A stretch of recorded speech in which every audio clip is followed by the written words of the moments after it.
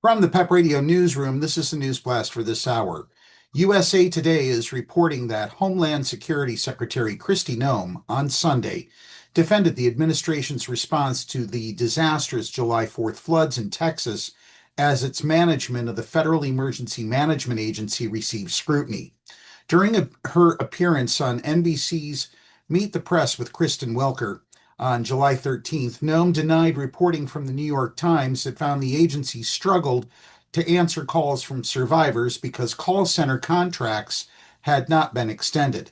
The outlet reported on July 11th that nearly two-thirds of calls to its disaster assistance hotline went unanswered 2 days after the flooding as search and rescue efforts continued. Answer rates dipped to 35.8% on July 6th and 15.9% on July 7th, according to the report.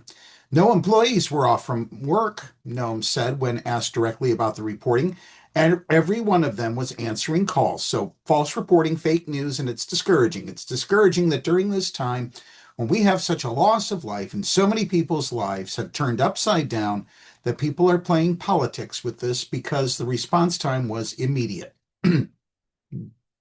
Yeah, right. The New York Times reported that the lack of responsiveness was due to the agency firing hundreds of contractors at call centers. At the same time, contracts were not renewed to maintain staffing levels needed to address the crisis due to a new policy instituted by Noem.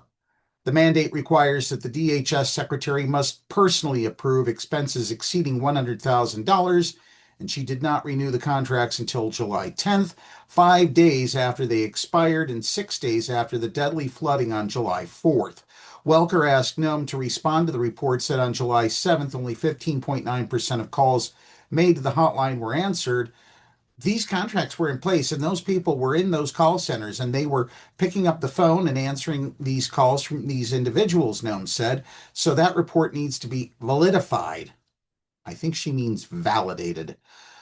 The death toll has risen to 129 on Saturday, including more than 3 dozen children. At least 27 campers from Camp Mystic, an all-girls Christian camp, are among the victims.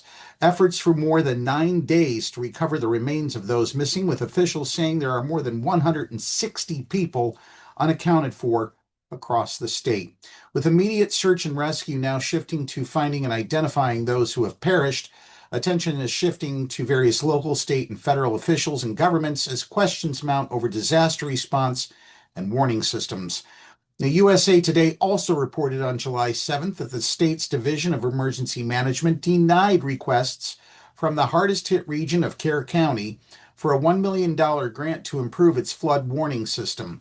In the days following, CNN reported that the new cost control rules on contracts enforced by Noem slowed FEMA's response in Texas, with DHS disputing the report. On Friday, as President Donald Trump surveyed the extensive damage in Texas, a group of Democratic lawmakers sent letters seeking answers from FEMA, the Department of Commerce Inspector General, and the National Oceanic and Atmospheric Administration, which oversees the Weather Service. The tragic loss of life underscores the urgent need to understand what contributed to this disaster and how we can be better prepared for future disasters, their letter to NOAA reads. Rigorous oversight is needed not only to provide answers to grieving communities in Central Texas, but also to save lives in future extreme weather events. Folks, we are in the find out phase of all the promised and delivered DOGE cuts. The National Weather Service and NOAA did their job despite the draconian cuts to meteorologists, climatologists, and others.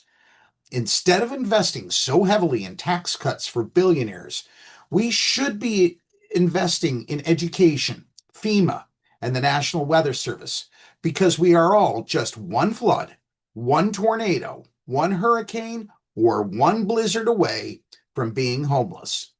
We are all just one catastrophe away from losing loved ones.